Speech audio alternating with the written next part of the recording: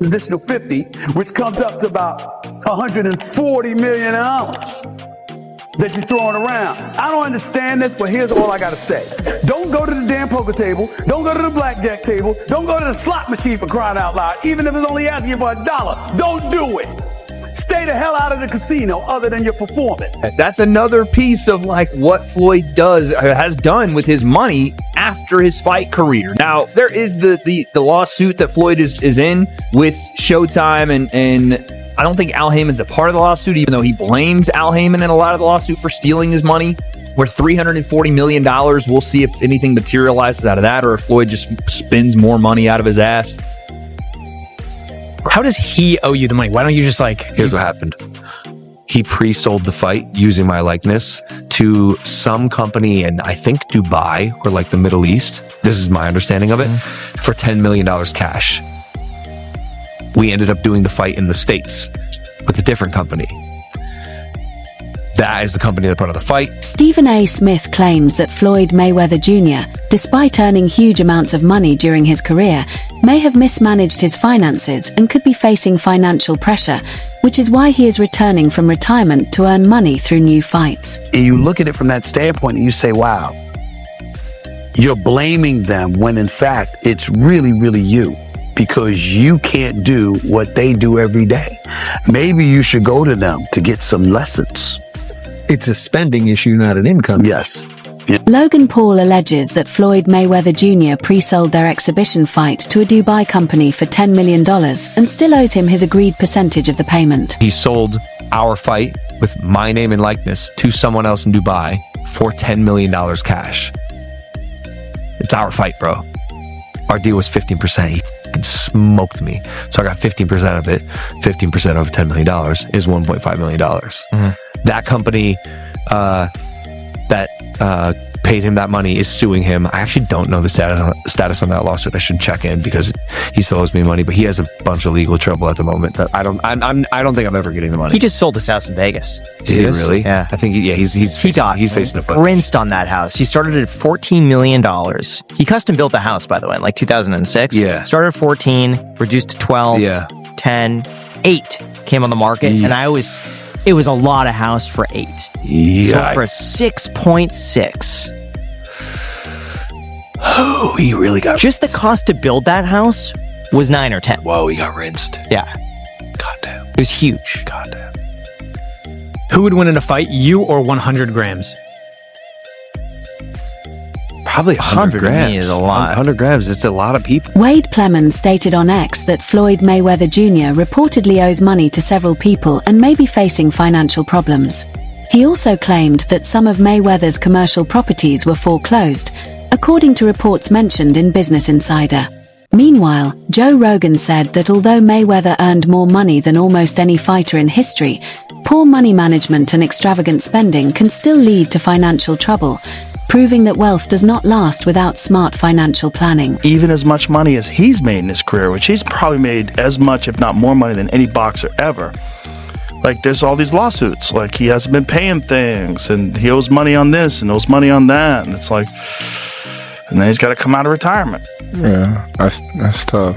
Yeah. It's tough. I think it's just the lifestyle that Floyd lived. Yes. I think he can't fathom to just live a modest lifestyle. It's like he gotta be lavish. Right. He's got to have those videos where he shows you all the watches, where he opens the case up, you know. All the money. He gotta show that he got $1 million in his backpack. And, you know, he got the latest watch and the latest car, and look what I just bought. And when you get into latest watches and latest cars, you get into that like, boy, that money goes quick. Yeah. Bugattis are like $3 million. There's watches that are $3-5 million. That's crazy. Wade Plemons claims that Floyd Mayweather Jr. sold his private jet to help cover legal debts, suggesting that he owes money to several people and is struggling to manage large financial obligations. Flipped a house in Florida from 18 to 20 mil, and he's got a place in LA that's like $25 million he's trying to sell now for like 48, which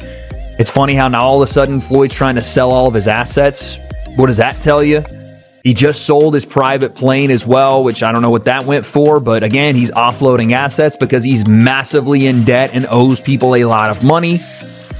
and he's trying to finance something, whether it's legal fees, whether it's other mortgages, whatever. But yeah, getting a net negative of $4 million on the house you built and then put on the market is probably the worst real estate investment you can make, outside of maybe a strip club that no one goes to except you. DJ Vlad says that a major jeweler claimed Floyd Mayweather Jr. might be facing financial problems, blaming his extravagant lifestyle and high spending habits for his struggles. Who everyone else gets their stuff from. And he told me, and I'm not going to say who it is, but he's like, Mayweather's broke. I said, no. He's like, no, really, Mayweather's broke. Now, I don't know if it's true. Right. This is what this guy told me. I'm like, how could he be broke? He's like, yo, he spends like crazy. Yeah. Spends like crazy. I mean, it only could go but so long. I mean, and you're not fighting. Yeah. Because I don't see Mayweather even doing any goofy shit like that. But you would think that your investments would continue to grow. Right. As long as you keep your spending under wraps. Like right now, like I could retire right now. This could be my last interview ever. Right.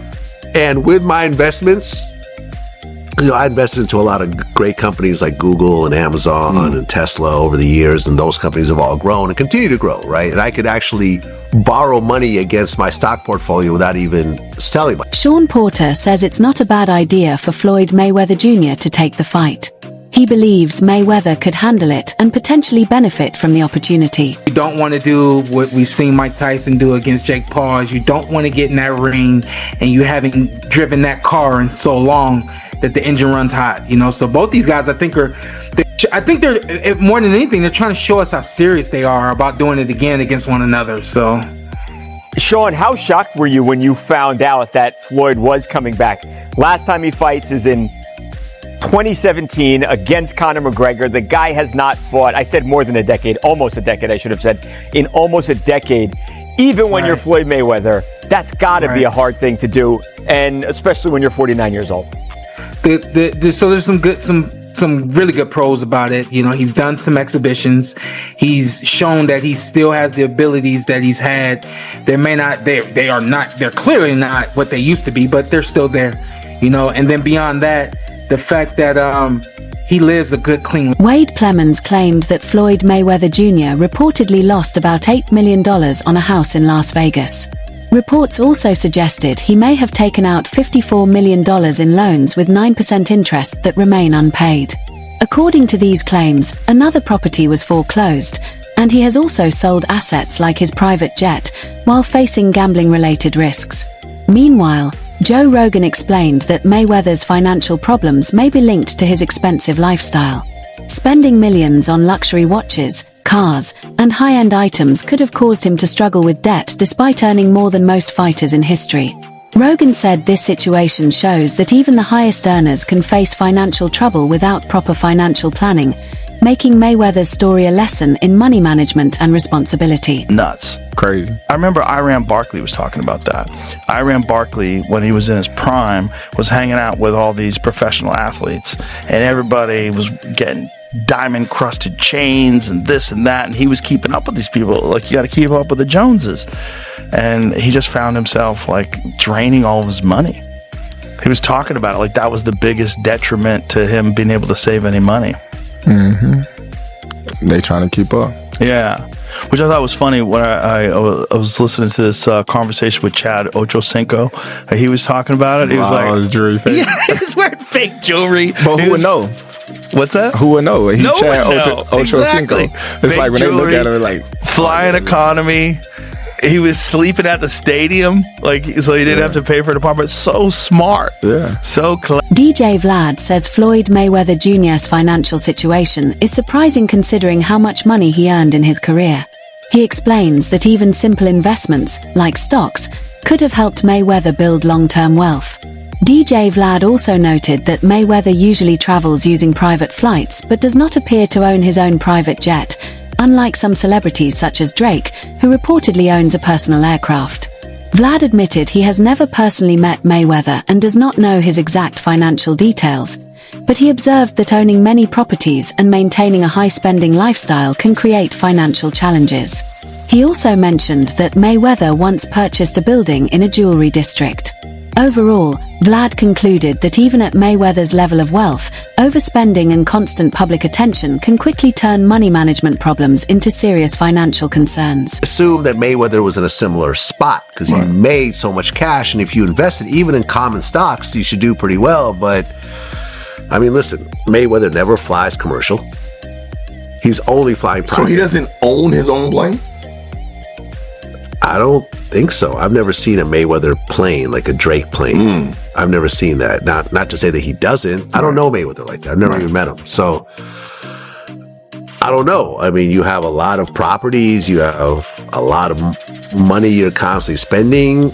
Right. I don't know. Remember at one point he said he was buying like the jewelry district building. Yeah, and they said that wasn't true. I don't know, man. I don't know this man's finances, but this guy told me that Mayweather is in financial problems. See, here's the shitty part about actually losing your money when you're on that level and you're, kind of like flossing, showing up. Nobody gives a shit. Like there are people actually praying for you to be broke. Floyd Mayweather Jr. has been criticized by Wade Plemons for allegedly mismanaging money after retirement. Plemons claims legal battles with Showtime networks, along with debts and legal fees, forced Mayweather to sell assets like his private plane and several properties.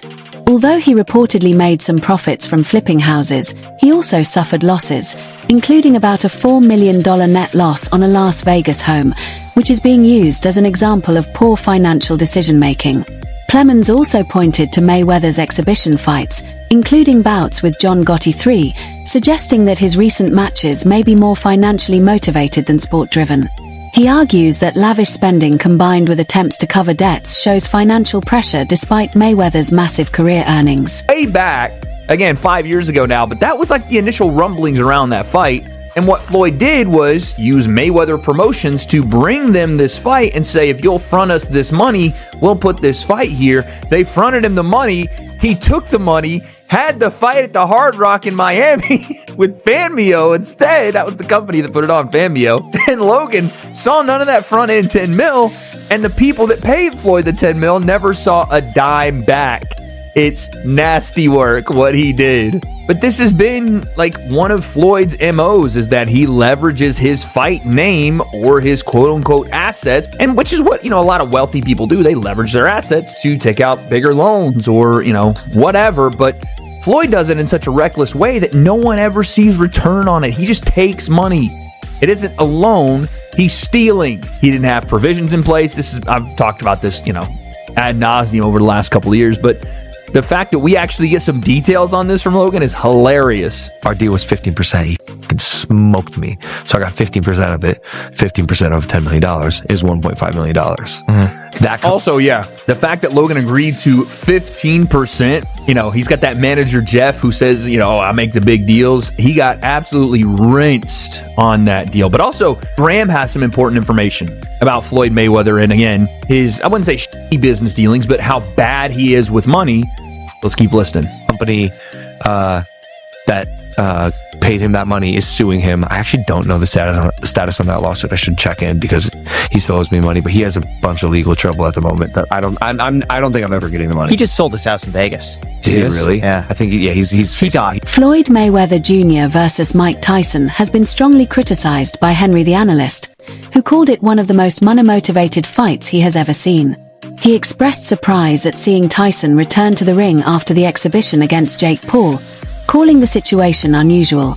As a traditional boxing fan, Henry the Analyst dislikes these one-more-go exhibitions for retired fighters, saying they focus more on entertainment and spectacle rather than real competitive sport. Actually, given the fact that I think Floyd Mayweather made close to $1 billion in his career, I mean, his career earnings are absolutely insane. His activities since then almost feel kind of demeaning to his legacy, I suppose you could say. Well, I can tell you that I did a little digging, and actually there are a number of lawsuits that are currently active against Floyd Mayweather Jr.'s name, and they're worth a significant amount of money. From controversies around endorsing certain cryptocurrencies, to millions of dollars worth of unpaid luxury items, and even allegations of unpaid luxury apartment rent. These are all alleged, and these are all the cases that currently exist against him. There's no record of some kind of settlement, and as far as I know, a lot of these are ongoing. To add to that, Mayweather even lodged his own case against Showtime. And he did that this year, reportedly seeking damages of $340 million. And the allegation there is apparently there's been a misappropriation of his. Despite his reservations, Floyd Mayweather Jr. versus Manny Pacquiao will likely be a massive event on Netflix Incorporated, attracting huge global attention because both are former world champions. Henry the analyst notes that Pacquiao appears to still be in good physical condition after his recent performance against Mario Barrios. Meanwhile, Mayweather has not had a real competitive fight in years, making it unclear who has more left physically. Although he dislikes the concept, Henry admits there is real curiosity around the matchup. He criticizes the fight as mainly a cash-driven event, saying streaming platforms prioritize revenue over promoting regular boxing events. While these spectacles increase exposure, he believes they do not always help boxing's long-term development. Henry also remembers the excitement around the first Mayweather versus Pacquiao fight, comparing it to a major cultural moment, but feels the current trend may be exploiting fans. Ultimately, he remains skeptical but acknowledges fan interest, while encouraging support for authentic boxing content such as documentary and storytelling projects. A lot of it is to do with just the basic thing of money. The fact that they both need money. Mayweather probably needs it a little bit more than Pacquiao does, but it's there no matter what. One of the strange truths about this one coming into it is they're both going to be having exhibition bouts in the next couple of months. Pacquiao is randomly taking on Ruslan Provodnikov, who some of you may remember was a champion at 140 pounds. And Mayweather's taking on Mike Tyson of all people. That's the most money motivated thing I've ever heard. It's utterly bizarre. And I don't want to see Mike Tyson anywhere near the ring again, especially after that Jake Paul fiasco. This whole thing's incredibly weird. I don't like it. I'm a proper boxing fan, and these fights to me, this OAP stuff they've got going on when they bring back these old fighters for one more go at each other, it's just not something that I particularly enjoy. Now look, it's going to be on Netflix. It's probably going to be a massive event. I'm probably going to end up covering. While some analysts believe the upcoming 3-fight deal could be very beneficial for Floyd Mayweather Jr., the reasoning goes beyond the fights themselves. Each of his exhibition opponents, including Mike Tyson, has massive global drawing power and guarantees huge attention. Tyson alone attracts millions of fans worldwide, ensuring that any event featuring him will generate excitement far beyond typical boxing audiences. This level of exposure can potentially lead to major financial gains for Mayweather and help him recover losses from past investments or financial challenges. I love first of all, the fact that he's fighting Mike Tyson. I like that. Why? Because I'm a big Mike Tyson fan. And look, bro, you really can't take it with you. You know what I mean? These guys have an opportunity to be on Netflix and be seen by 40, 50 million people in the fight, in the first fight with Mike Tyson. That's huge.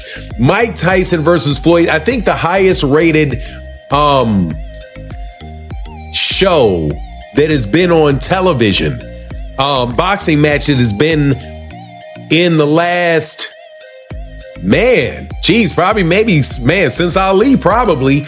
Definitely since the days of when ABC was showing things. Over 100 million people watched Mike Tyson fight Jake Paul. You can get Mike Tyson, and Floyd Mayweather can do those type of numbers as well. The 3-fight arrangement is also structured smartly, allowing Floyd Mayweather Jr. to earn money without relying only on traditional pay-per-view sales. Analysts suggest that even without PPV, the combination of sponsorship deals, international promotions, and live event revenue could still generate huge income. Some believe this may be Mayweather's most strategic comeback, helping him earn millions while also stabilizing his financial situation after years of high spending. Ultimately, these fights may help him regain his reputation as one of boxing's highest earners while possibly improving his long-term financial position.